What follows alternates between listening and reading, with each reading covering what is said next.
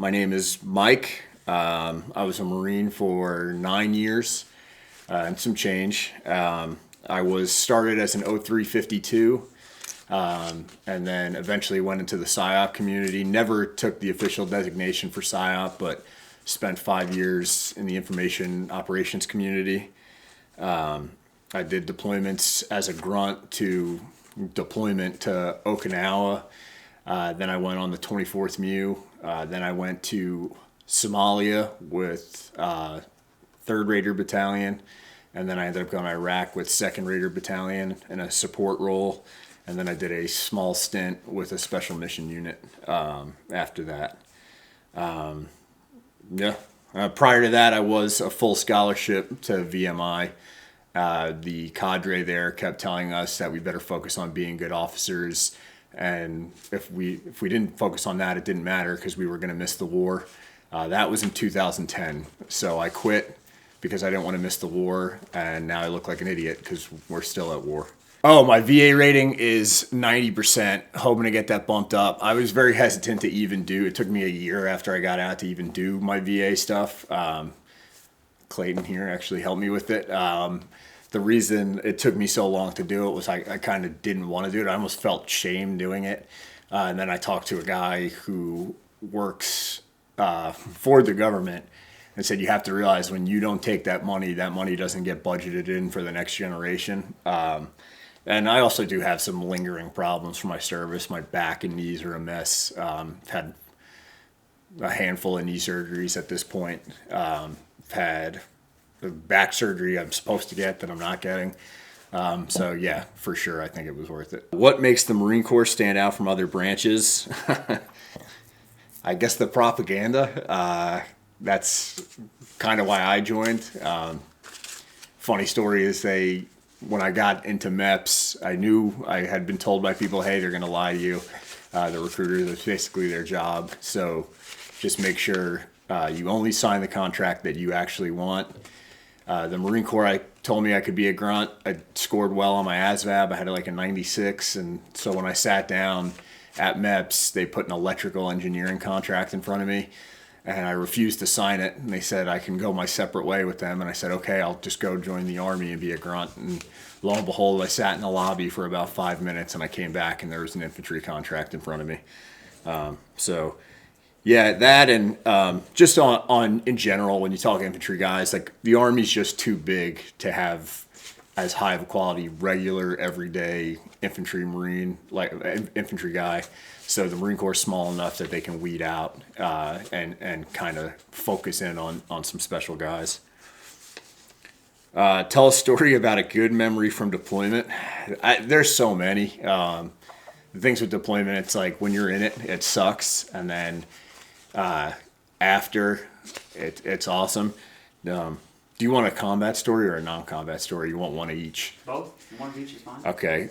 My best non-combat story was 24th MU in 2013.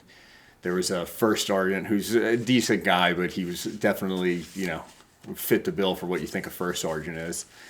And he called a formation and started chewing into us because someone had lost 40 wife beater tank tops on deployment, and they wanted to do a health and comfort inspection to find these wife beater tank tops.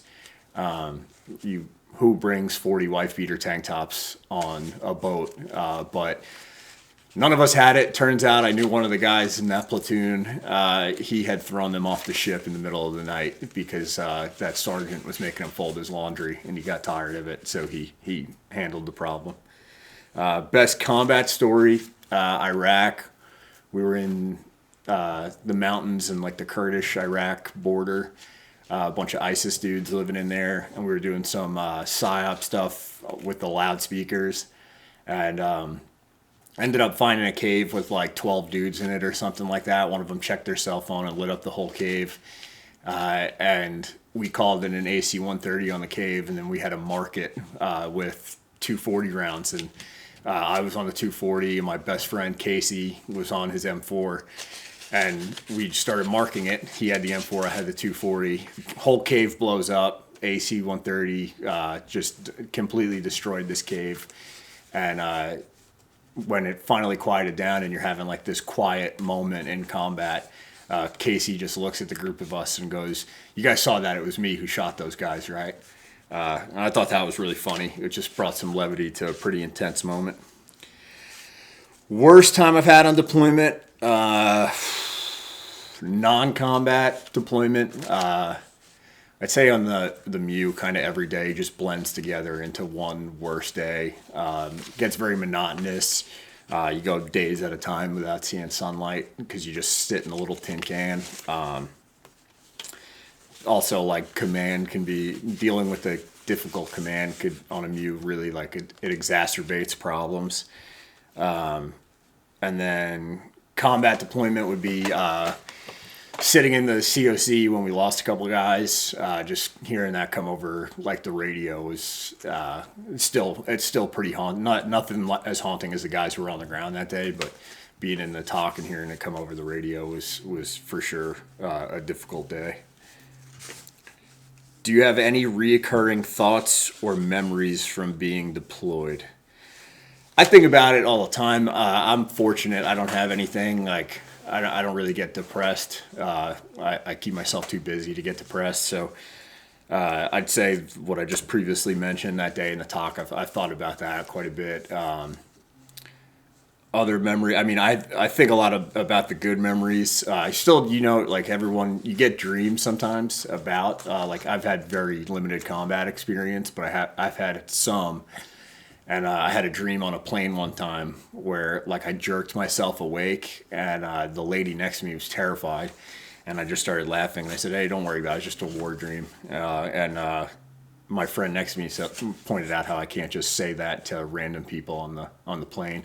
But I think about it all the time. I think about my deployments all the time. But I had a lot of fun. I was very fortunate over 10 years to just really get by and not have too many hardships.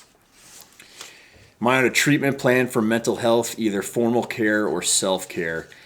I tried therapy when I was in. It went well for me. My first time at therapy in Quantico, the woman pulled out a textbook and was asking me questions and was going based on my answers to different pages in the textbook. So I told her, "Why don't you just give me the book and we can make this a lot faster." The next time I came in, I did not have that woman again. I had like they brought out the big guns. They brought out the main lady. 10 minutes later, I was weeping in a chair in her office, and I never went back after that. I've never felt I had to.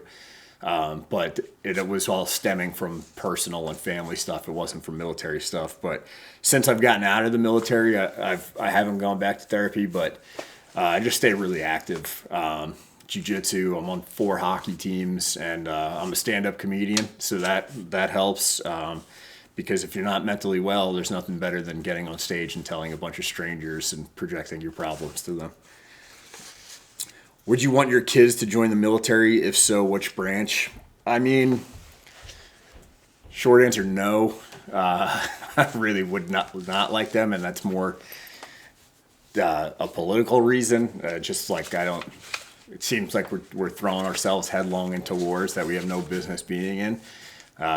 20 plus years in Afghanistan, what do we have to show for it? 20 plus years in Iraq, what do we have to show for it? Now we have everything going on in the world with like Ukraine, Israel, Palestine, and there's not really a transparency through the government, I feel personally. So no, I wouldn't want them to, but if they did do it, I wouldn't, I'm sure I'd lose sleep if they were deployed, but I wouldn't lose sleep over them wanting to be in the military. And what branch? It's the most Marine answer ever, but I'd say Air Force. I wouldn't want them to go, be treated like garbage. I'd rather them go and basically only kind of be in the military and, live a decent life just in a uniform. Would you do it all over again? Absolutely. The best memories of my life were in the military. Best friends I ever made were in the military. Veterans tend to gravitate to each other, so even when I do things like jiu-jitsu or I play hockey on a lot of teams and doing stand-up comedy, it's veterans always kind of find each other out. and they really are like the most loyal friends I have are all veterans. Besides a few nut jobs I grew up with in New York, I'd say I pretty much only talk to my veteran friends. Do you feel what you did, your friends did, and those that were killed in action or wounded made a difference? Was it worth it?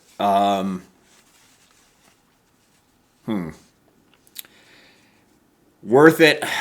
It's all relative, right? So like when I was in northern Iraq, Kurdistan, we had met some Kurds whose like women and their family were raped and killed by ISIS, and we got to go kill some ISIS guys who potentially could have been the ones responsible.